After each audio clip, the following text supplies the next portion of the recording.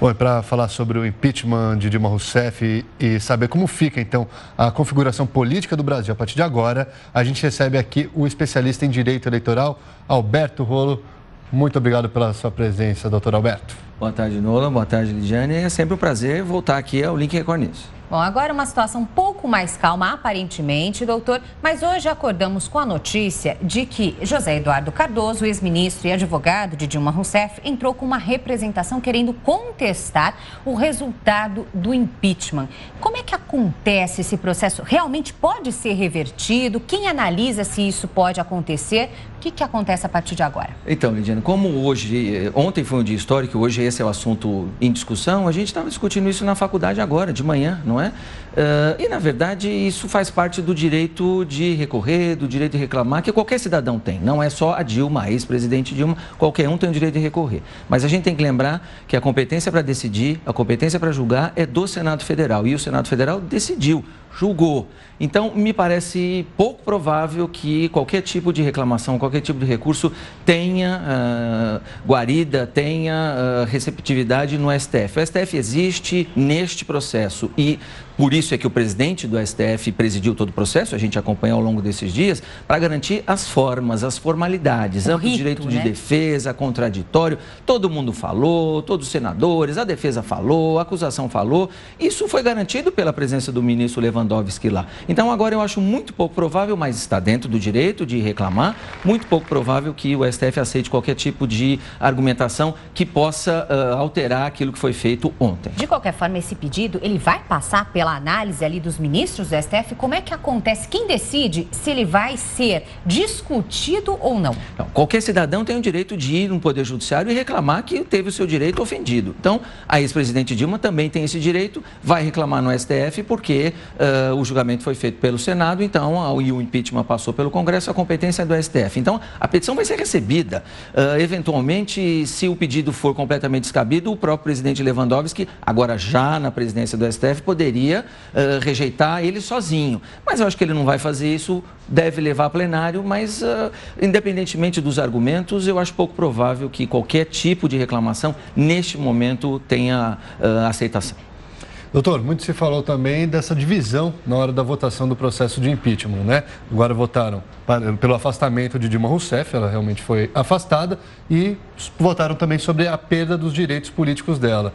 Isso poderia realmente acontecer? Aconteceu, mas poderia, estava na legislação? Olha, Nola, eu discuti isso com os alunos, com meus colegas professores hoje de manhã. A gente lá fala de direito, nós falamos de direito, a gente não está falando de política. Então, sob o ponto de vista constitucional, me parece que essa decisão realmente foi incorreta, porque a Constituição fala lá, é artigo 52, parágrafo único, perda do cargo com inabilitação. Então, me parece que as duas coisas estão juntas e muita gente falou isso ontem no Senado e eu já vi outras opiniões jurídicas a partir de ontem à noite, hoje de manhã também. A Constituição fala claramente, perda do cargo com inabilitação. Então, as duas coisas são juntas. Agora, é verdade, isso o senador Collor lembrou ontem também, que o precedente que existe é do próprio Collor, em 92, e a Constituição é a mesma, de 88, né?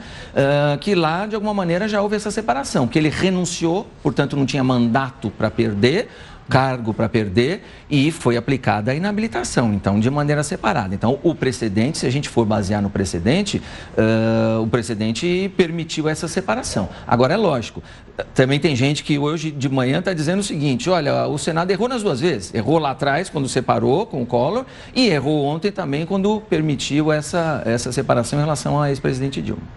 E agora, como é que fica a questão da oposição? A Aécio Neves disse ontem que iria entrar, inclusive, com uma representação contestando isso. Também é o mesmo caso, assim como o Dilma Rousseff entrou contestando o resultado do impeachment, eles têm o direito de entrar contestando essa inabilidade que não foi retirada. Ela fica capaz de ocupar cargos públicos e tudo mais. Eles têm o mesmo direito, podem também entrar com essa representação. Também podem reclamar e aí se o STF, então, qualquer um pode reclamar, qualquer um em termos, né? O ministro Celso de Mello ontem falou que tem que ter legitimação ativa, então, mais partidos, bancadas, essa oposição, antiga oposição, pode reclamar no STF, mas a gente vai ter que entender, o STF vai ter que entender que esse é um aspecto formal. Quer dizer, essa divisão, essas duas votações, na verdade, teriam sido feitas formalmente, teriam infringido esse parágrafo único da Constituição e, portanto, daria para anular essa segunda votação. Agora, o receio dessas oposições e dessas lideranças políticas hoje é que, se o STF abrir a porta para analisar este ponto da segunda votação, de repente o STF pode entender o seguinte: bom, já que nós estamos analisando esse ponto, então a gente pode analisar as reclamações e os pontos reclamados pela ex-presidente Dilma. Então, me parece, sob o ponto de vista de apaziguar os ânimos, né, que talvez a decisão mais equilibrada seria o STF decidir o seguinte: a competência para decidir o impeachment nessa fase é do Senado, e o Senado decidiu, ainda que fossem duas votações separadas, o Senado se manifestou e o Senado decidiu. Então, nós, Justiça, nós, Poder Judiciário, não vamos nos intrometer nessa decisão e deixar a situação como está. Doutor, rapidamente, antes da gente ir para um intervalo, houve, então, foi aberto um precedente. Esse mês deve ser julgado também o ex-presidente da Câmara, Eduardo Cunha. Será que eles vão pedir também essa separação? A fofoca que circulou ontem era que isso foi feito também para abrir a porta para outros, né? Especificamente Eduardo Cunha, que seria o próximo da fila, mas os próximos. Esse é o perigo do direito, de alguma maneira, ser casuísta, né? Quer dizer, a gente julga de acordo com quem está na fila. E agora quem está na fila é o Eduardo Cunha. Doutor, mais uma vez, obrigado pela presença do senhor aqui no Link Record News. Agora a pergunta é a seguinte: a Dilma Rousseff está fora também do ficha limpa. Por quê? Então, isso também foi discutido ontem durante a sessão, ao longo da sessão.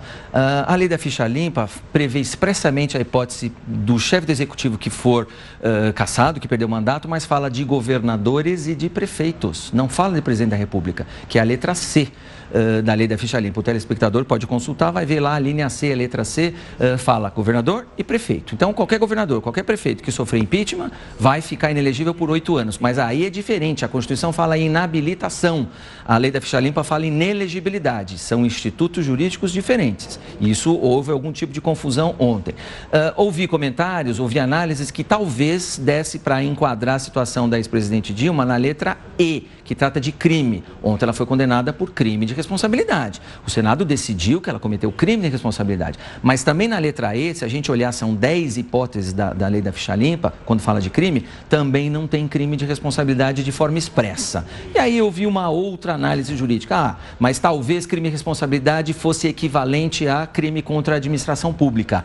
Crime contra a administração pública está previsto na lei da ficha limpa. Mas aí eu acho que já é forçar a barra. O melhor para efeito de dar um castigo que a Constituição prevê para presidente Dilma, ex-presidente Dilma, seria deixar a inabilitação, como diz a Constituição. E não agora querer forçar a barra da aplicação da lei da ficha limpa, porque eu acho que não tem fundamento legal para isso.